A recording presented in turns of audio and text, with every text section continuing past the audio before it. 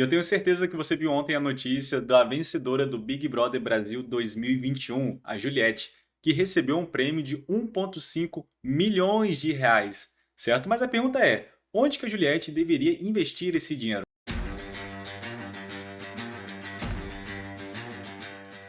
Fala pessoal, tudo bem com vocês? Sejam bem-vindos ao nosso canal, canal que fala sobre educação financeira e investimentos. E se você é novo por aqui, não deixe de se inscrever aqui no canal, para não perder nenhum conteúdo nosso.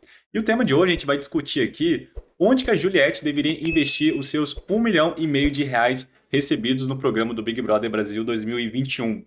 Claro, muitas pessoas vão dizer, mas não vale a pena investir no mercado financeiro e empreender dá muito mais dinheiro. Sim, com certeza, empreender dá muito mais dinheiro do que investir no mercado financeiro. Porém, o empreendedorismo, ele leva o quê? Tempo, riscos e leva o seu tempo. Ou seja, você tem que trabalhar para gerar resultado naquele dinheiro, certo? Naquele investimento. Já quando a gente fala em renda passiva, mercado financeiro, a gente está dizendo que a gente não vai gastar horas da nossa vida, né, para gerar renda. Porque ela vai render sobre juros passivamente, né, em forma de dividendos, em forma de proventos, ou mesmo, né, os pagamentos da sua renda fixa, por exemplo. Então, agora a gente vai verificar aqui algumas possibilidades de investimento com esse dinheiro e vamos dizer, né, quanto que ela poderia receber mensalmente se bem aplicado este dinheiro. Então temos aqui o prêmio de 1,5 milhão de reais. É um prêmio muito grande, com certeza. Me diz aí vocês, o que vocês fariam com esse dinheiro? Será que vocês gastariam? Será que vocês investiriam? Certo? Então vamos começar aqui. Onde a gente investiria esse dinheiro? Onde que a Juliette deveria investir esse dinheiro? Ao meu ver, se ela não tem uma reserva de emergência, eu já separaria aqui mais ou menos 40 mil para reserva de emergência. Para ficar ali, ó, separadinha ali, para quando surgir alguma emergência, ela poder usar esse dinheiro ali. Que pode ser uma emergência ou talvez também uma oportunidade que surge ali e ela tenha a liquidez imediata desse dinheiro. É um dinheiro que vai estar bem seguro e bem líquido, certo? E eu não vou colocar esses 40 mil no cálculo do nosso investimento, porque a reserva de emergência é algo que está fora, assim, é meio que é um colchão, né, para preservar a gente de momentos de crise. Então não sobra aqui, então, 1.460.000 reais para a gente investir. E eu dividiria 50% no Brasil, ou seja, 730 mil reais no Brasil, e 50% nos Estados Unidos, ou seja, investiria em dólar. Como a gente pôde perceber, né, nesses últimos meses, nesses últimos anos, a nossa moeda, né, perdeu muito valor em comparação ao dólar, certo? Ela foi uma das piores moedas do mundo. O real foi uma das piores moedas do mundo. Então a gente não pode, né, se dar o luxo de investir 100% do nosso dinheiro aqui no Brasil. É pegar um risco muito grande e desnecessário. Então, com certeza, a gente deveria investir num país forte, com uma economia forte, como os Estados Unidos, e uma moeda forte, como é o dólar, certo? Então, eu dividiria 50% aqui no Brasil e 50% nos Estados Unidos. Então, a parcela daqui dos Estados Unidos, quer dizer, o que eu investiria? Eu colocaria lá em ETFs de ações, 50% desse valor em ETFs de ações. E para quem não sabe, ETF é o que? É um fundo, né, que geralmente replica um índice. Então, ele é um fundo com taxas bem baixinhas, aí ele vai replicar um índice, então não vai ter necessidade da gente ficar analisando, né, as ações lá nos Estados Unidos, não precisa ter todo esse trabalho. A gente pode investir no ETF, que cada um tem alguma característica, você pode identificar alguns com características interessantes, como por exemplo, esses dois exemplos que eu coloquei aqui. Aqui só estão as empresas, né, que pagam dividendos crescentes lá nos Estados Unidos nos últimos anos, e são empresas muito sólidas, com resultados muito bons. Então, seria bem seguro a gente investir num ETF que replica essas empresas. Um outro ETF interessante também para a gente aproveitar, né, esse crescimento da tecnologia é investir em ETFs de tecnologia também, certo? Que vai dar um expressivo ganho de capital daqui para frente, certo? E o próximo investimento que eu escolheria seriam os REITs, tá? Que é parecido com os fundos imobiliários aqui do Brasil. São empreendimentos em imóveis, só que lá nos Estados Unidos. E a grande vantagem deles lá nos Estados Unidos é que o quê? Eles podem se alavancar. Isso pode ser olhado como um risco, né? Dependendo dessa alavancagem do fundo, mas ele também consegue o quê? Ter um crescimento mais expressivo do que os fundos imobiliários aqui do Brasil. Então eu colocaria 40% desse valor nos REITs. Então temos aqui para ilustrar diversos prédios famosos lá dos Estados Unidos que você pode ser cotista desse fundo e receber um aluguel, né, trimestralmente desses fundos.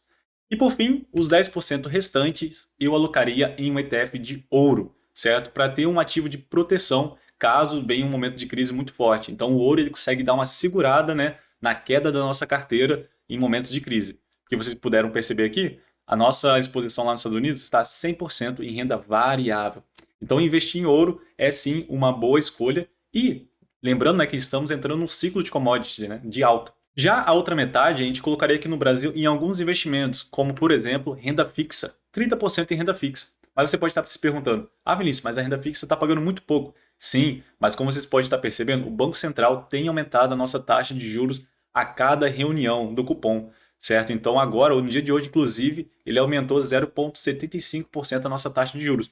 Ou seja, a renda fixa vai passar a remunerar bastante. Só que ainda não é o momento exato, né, de entrar na renda fixa 100%, porque as taxas realmente ainda estão um pouco abaixo. Porém, como a gente está vendo uma perspectiva de crescimento, né, a gente pode investir em renda fixa de curto prazo ou com uma liquidez uma liquidez maior. Então, por exemplo, um tesouro pós-fixado, certo? Uma LCI e LCA que vence daqui 1 ano, 2 anos. Então, talvez seria interessante a gente alocar uma parte disso daqui. E também, né, para a gente reduzir um pouco o risco da renda variável aqui no Brasil, que já não está muito bem das pernas. Quem não viu esse vídeo aqui, ó, eu recomendo que assista. Então, o próximo investimento seria em ações, 30% em ações. Tá, mas não são qualquer ações. Como a gente está falando um pouco de risco Brasil, a gente colocaria aqui em ações o quê? Mais voltadas para pagamento de dividendos, empresas mais consolidadas no mercado. Esse eu acho que seria mais interessante a alocação do que, né, ficar investindo um pouquinho em empresas um pouco mais arriscadas, né? A gente está vendo que o mercado está com excesso de liquidez, então qualquer IPO que sai hoje em dia aí, tá todo mundo comprando as ações, né? E a gente nem sabe direito como é que está o balanço daquela empresa. Então, para a gente evitar esse risco, eu acho que seria interessante investir em empresas mais consolidadas. Investiria também 30% em fundos imobiliários, certo? Para a gente ter aquela renda passiva aqui no Brasil, né? Então, fundos imobiliários também vão trazer essa segurança para a gente aqui no Brasil. Então, aqui tem uma representação que é os prédios da XP aqui, se eu não me engano. Tá? Então, seria bem interessante também investir em fundos imobiliários. E, por fim, Bitcoin. Por que não Bitcoin, certo? O Bitcoin também é encarado como uma reserva de valor atualmente. Ele tem se mostrado o seu valor nos últimos anos, certo? Quem não viu as altas do Bitcoin, é bom ficar de olho, certo? Então, o Bitcoin aqui, a gente está colocando uma porcentagem bem pequenininha do nosso capital em Bitcoin. Porque qual é a grande vantagem aqui? A gente expor pouco capital, mas vai ter um retorno muito grande de dinheiro lá na frente. Então é uma exposição bem convexa nesse sentido, certo? Então o Bitcoin pode ser sim uma opção para investir aqui no Brasil. Então agora vamos verificar quanto que esse dinheiro, né, aplicado de uma certa forma conservadora, nos traria de retorno ao longo do tempo. Então eu coloquei aqui um dividend yield de mais ou menos 6, 6,5% ao ano. Então, por ano, né, esse dinheiro aplicado daria um retorno de mais ou menos R$76 mil. Isso daria por mês uma renda mensal passiva de R$ 6.326, ou seja, sem você precisar trabalhar, você teria mais ou menos este valor por mês, certo? E vale a pena lembrar aqui, pessoal, que além disso, tem o crescimento das empresas, a valorização dos ativos, certo? A gente vai ter a proteção da inflação do nosso dinheiro, ou seja, o nosso dinheiro ele vai tender a não perder poder de compra com o passar do tempo. E além disso, a gente tem uma parada muito interessante que é o que? A liquidez. Eu não peguei esse dinheiro e comprei uma mansão, ou seja, está tudo numa mansão, certo? Eu estou com pouca liquidez naquela venda daquele ativo. Não, eu estou muito diversificado em vários ativos, eu posso desfazer dos meus ativos a qualquer momento, né? Tudo bem que em alguns casos da renda variável, se tiver no mercado de baixa, não é recomendado, mas como a gente viu ali, a gente tem investimentos em proteção, a gente tem Bitcoin, a gente tem renda fixa, então a gente tem liquidez para caso a gente precise daquele dinheiro para fazer um outro investimento, um outro empreendimento. Então, essa renda aqui mensal por mês, mais o crescimento, proteção da inflação e liquidez, eu vejo assim, como uma excelente escolha, né? E além disso, estamos diversificados tanto em reais quanto em dólar.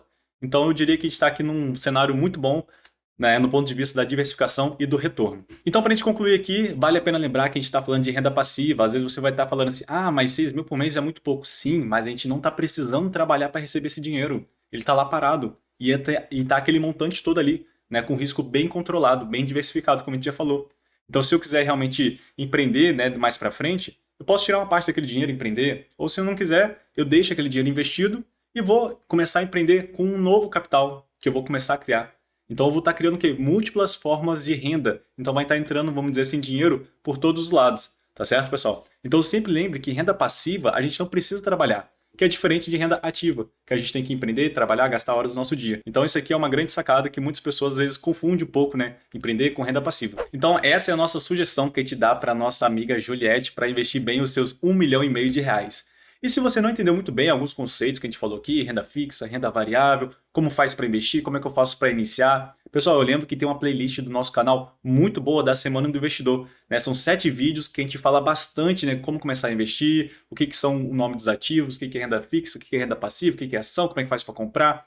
Então vou estar deixando o link aqui em cima para vocês poderem assistir depois quem ainda não assistiu. Tá um conteúdo muito bom e tem um material de apoio lá para vocês utilizarem, né? Planilhas para vocês preencherem, para auxiliar no seu crescimento do seu conhecimento.